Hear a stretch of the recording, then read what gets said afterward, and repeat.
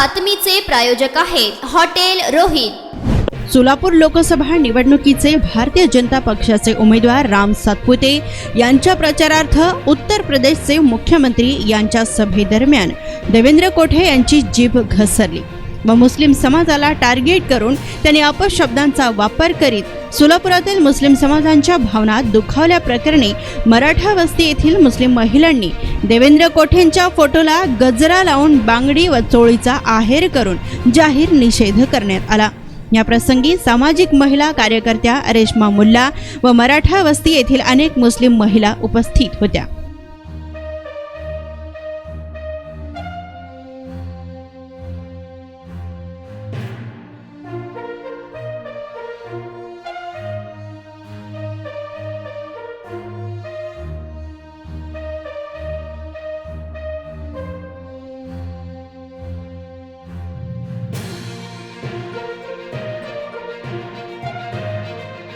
दोन दिवसापूर्वी योगी आदित्य यांनी राम सातपुते यांच्या प्रचारार्थ तिथं भडवा देवेंद्र कोठे ह्या मुस्लिम समाजाबद्दल अपशब्द बोलून समस्त समाजाच्या भावना दुखवल्या गेलेल्या आहेत।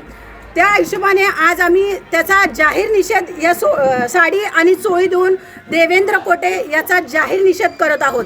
या भडव्याला सांगू इच्छिते, तू फक्त एवढ्या दिवस काँग्रेसमध्ये होता, 4 दिवस झालं तू BJPच्या पदरामध्ये जाऊन हिंदू मुस्लिमचा राजकारण करतो, हिंदू मुस्लिममध्ये ते निर्माण करतो।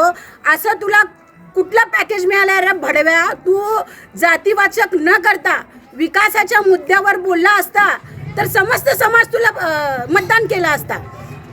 इलेक्शनचा प्रचार सुरू असताना राम सातपुते असेल आणि हे देवेंद्र भडवा असेल फक्त आणि फक्त मुस्लिम समाजाला टार्गेट करून हिंदू मुस्लिममध्ये फूट पाडून दंगली घडवण्याचं काम करत आहे। मी सीपी साहेबांना आपल्या सगळ्यांच्या माध्यमातून विनंती करते की त्याच्यावर कठोर कायदेशीर कारवाई करावी। जर सोलापूरमध्ये वातावरण बिघडलं, जर काही उच्च नीच झाली तर ह्याचा जबाबदार हे भडवा कोठे आणि राम सातपुते असतील। निवडणूक आयोगाला पण विनंती करते की त्यांनीही ह्याच्यावर कायदेशीर कारवाई करावी।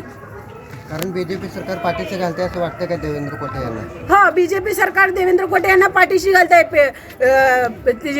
BJPच्या स्टेजवरच येऊन त्यांनी बोलले ना, एवढ्या पब्लिकमध्ये बघून त्यांनी जोशमध्ये स्वतःचे होश गेले त्याला कळालं नाही की आपण काय बोलतोय, कोणाच्या मतावर आपण नगरसेवक झालोय।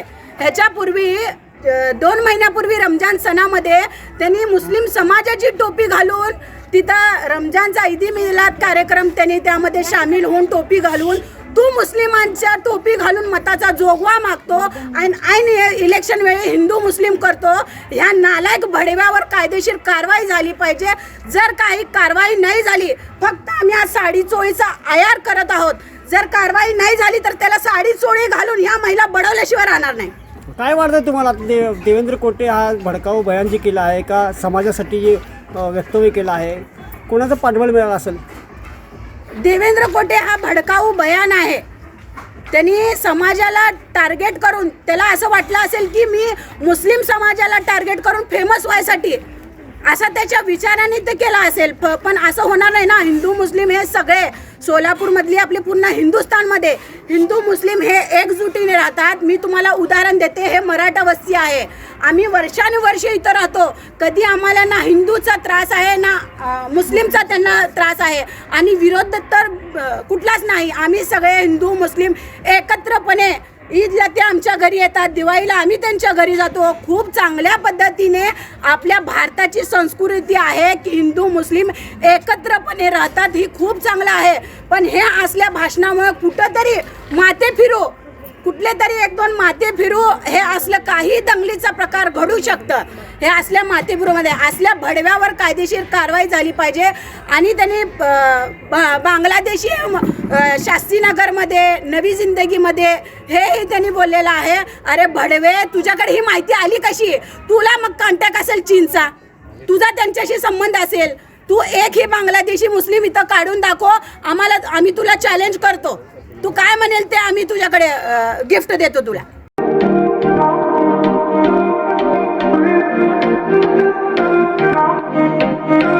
सोलापुरात वेज नॉनव्हेज जेवण मिळण्याचं एकमेव ठिकाण हॉटेल रोहित.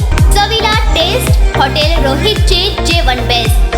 बर्थडे पार्टी, कार्यक्रम, विविध पार्टींचे ऑर्डर्स स्वीकारले जातील. ग्राहकांसाठी खास पार्सलची सोय. आमचा पत्ता हॉटेल रोहित, 7 रस्ता अपोजिट कारीगर पेट्रोल पंप, सोलापूर.